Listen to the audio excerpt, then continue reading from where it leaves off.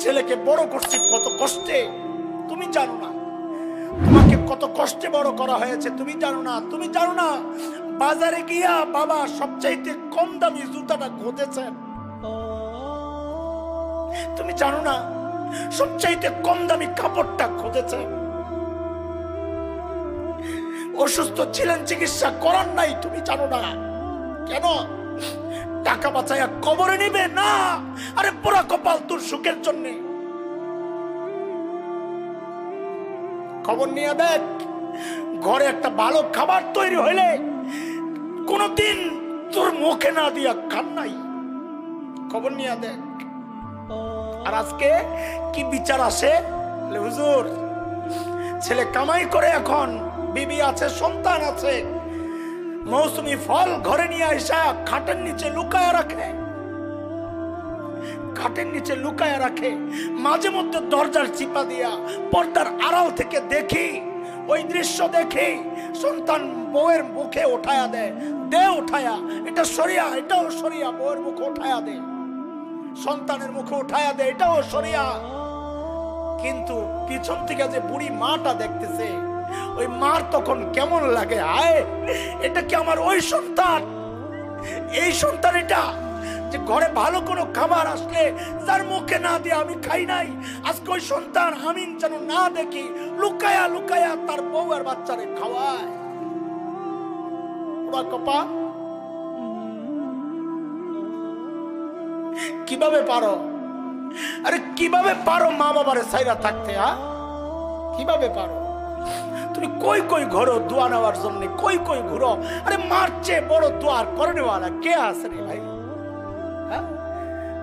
দুনিয়ায় এমন কোন ফতোয়া আছে? মুফতি সাহেবদেরকে জিজ্ঞেস করো। এমন কোন হাদিস আছে যে পীর সাহেব অসন্তুষ্ট তো তুই জাহান্নামী, পীর সাহেব সন্তুষ্ট তুই জান্নাতি, শ্বশুর সন্তুষ্ট তুই জান্নাতি, শ্বশুর শাশুড়ি অসন্তুষ্ট তুই জাহান্নামী, বিবি অসন্তুষ্ট তুই জাহান্নামী? আছে কোন হাদিস? একজন সন্তানের জন্য মা বাবার মুখ দিয়ে এই কথাটা বের করা, এর চেয়ে বড় নিয়ামত আর কি হইতে পারে? আলহামদুলিল্লাহ, আলহামদুলিল্লাহ, আলহামদুলিল্লাহ, আল্লাহ শুকর, আল্লাহ শুকর, আমার বাবার মুখ দিয়ে এই কথা বের করেছেন আল্লাহ, আমার মায়ের মুখ দিয়ে এই কথা আল্লাহ বের করেছেন, আলহামদুলিল্লাহ। আমার বাবা আমার চাচাকে বলেছেন, আমার এই হাসানের দায় আমি পরিশোধ করতে পারবো না। আমার বাবা বলেছেন, আমার মা বলেছেন আমার বোনদের কাছে, আপনজনের কাছে, যে আমার ছেলের দায় আমি দিতে পারবো না। আমি বল দেওয়া লাগবে না, বস যথেষ্ট, এটাই আমার সম্বল মালিকের সামনে। এরে ভাই, মা বাবা কি জিনিস বুঝবা না, বুঝবা না, চলে গেলে বুঝবা। বিশেষ করে মা বড় আজীব এক চরিত্র। মাহফিল শেষে যখন ঘরে ফিরতাম, অধিকাংশ সময় তো ভোর রাতে ফিরতাম তাহাজ্জুদের ওয়াক্তে, আয়ে ঘরে যায় দেখতাম বিবি ঘুমায়, ছেলে ঘুমায়, মেয়ে ঘুমায়, একজন মানুষ জেগে আছেন, জায়নামাজ বিছায়া বসে আছেন। কে? মা। বাবাকে হারাইছি বহুদিন আগে, তখন ঘর থেকে বের হই না বেশি, আরো 13 বছর প্রায়। জায়নামাজে বসা, যা জিজ্ঞেস করতাম, মা ঘুম আসে না, ঘুমান না? কি জবাব দিতেন? এই মা কি জবাব দিতেন? মা জবাব দিতেন, বাবারে যতক্ষণ বাহিরে থাকো ঘুম তো আসে না। এর নাম মা। হাতে পায়ে ধরে নিজের দুনিয়া বরবাদ করো না, হাতে পায়ে ধরে নিজের জান্নাত আখিরাত বরবাদ করো না, করো না। নিজের জান্নাত বানাও। নবী বলেছেন, হুমা জান্নাতুকা ওয়া নারুকা, মা বাবাই তোমার জাহান্নাম, মা বাবাই তোমার জান্নাত।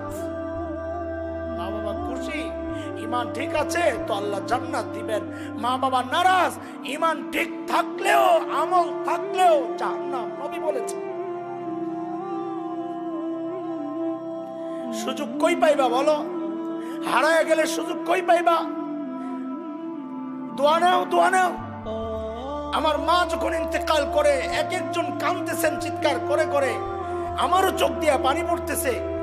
তো বলি, কে কি জন্য কাঁদো আমি জানি না, সবারই তো যাওয়া লাগবে, মা চলে গেছেন, এটা তো কুদরতের ফয়সালা, আমার তো অভিযোগ নাই, অনুযোগ নাই, কষ্ট লাগে, কাঁদি।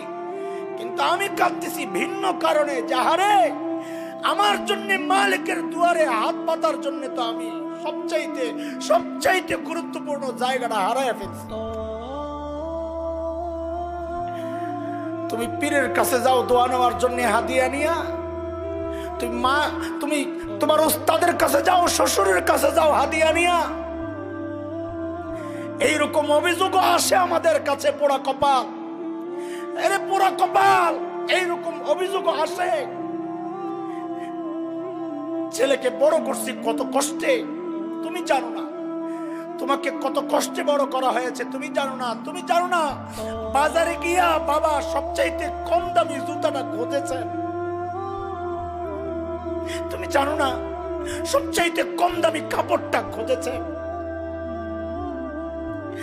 অসুস্থ ছিলেন, চিকিৎসা করার নাই, তুমি জানো না কেন?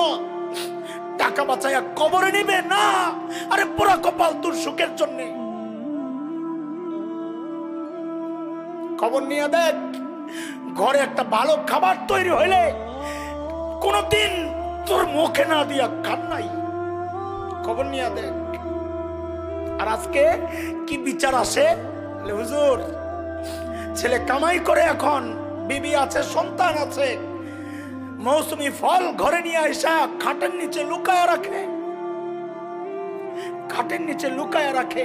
মাঝে মধ্যে দরজার চিপা দিয়া পর্দার আড়াল থেকে দেখি, ওই দৃশ্য দেখি, সন্তান বউয়ের মুখে উঠায়া দেয়, উঠায়া, এটা সরিয়া, এটাও সরিয়া, বউয়ের মুখে উঠায়া দে, সন্তানের মুখে উঠায়া দে, এটাও সরিয়া। কিন্তু পিছন থেকে যে বুড়ি মাটা দেখতেছে, ওই মার তখন কেমন লাগে, আয় এটা কি আমার ওই সন্তান? এই সন্তান এটা যে ঘরে ভালো কোনো খাবার আসলে যার মুখে না দিয়ে আমি খাই নাই, আজকে ওই সন্তান আমি যেন না দেখি লুকায়া লুকায়া তার বউ আর বাচ্চারে খাওয়ায়। কপা কিভাবে পারো? আরে কিভাবে পারো মা বাবারে সাইরা থাকতে? কিভাবে পারো? তুমি কই কই ঘুরো দোয়া নেওয়ার জন্য, কই কই ঘুরো। আরে মার চেয়ে বড় দোয়া করে নেওয়ালা কে আছে রে ভাই? দুনিয়ায় এমন কোন ফতোয়া আছে? মুফতি সাহেবদেরকে জিজ্ঞেস করো। এমন কোন হাদিস আছে যে পীর সাহেব অসন্তুষ্ট তো তুই জাহান্নামী, পীর সাহেব সন্তুষ্ট তুই জান্নাতি, শ্বশুর সন্তুষ্ট তুই জান্নাতি, শ্বশুর শাশুড়ি অসন্তুষ্ট তুই জাহান্নামী, বিবি অসন্তুষ্ট তুই জাহান্নামী? আছে কোন হাদিস?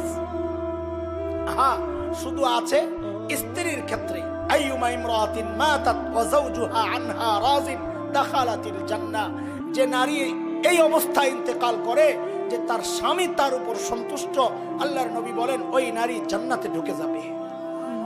একটা জায়গা আছে খালি ব্যতিক্রম, এছাড়া যত জান্নাত জাহান্নাম ব্যক্তির কারণে শুধু মা বাবা। নবী বলেছেন হুমা জান্নাতুকা ওয়া নারুকা। খবরদার খবরদার, আব্দুল্লাহ ইবনে জুবাইর মতো হয়ে যাও যে মৃত্যুর মুখেও মা বলতেছেন আল্লাহ এটা আমার ওই সন্তান, যেই সন্তান আমাদেরকে এত করেছে বাবা মাকে, যে আমরা আজকে খুশি, তার উপর খুশি। যাও বাবা। হযরত আব্দুল্লাহ ইবনে জুবাইর বলেন মা আমার কোনো টেনশন নাই, টেনশন একটা। খেয়াল করেন ঈমান কাকে বলে, কেমন মা কেমন সন্তান। হযরত আব্দুল্লাহ ইবনে জুবাইর বলেন মা আমার একটাই কষ্ট, একটাই টেনশন। বলে কি বাবা?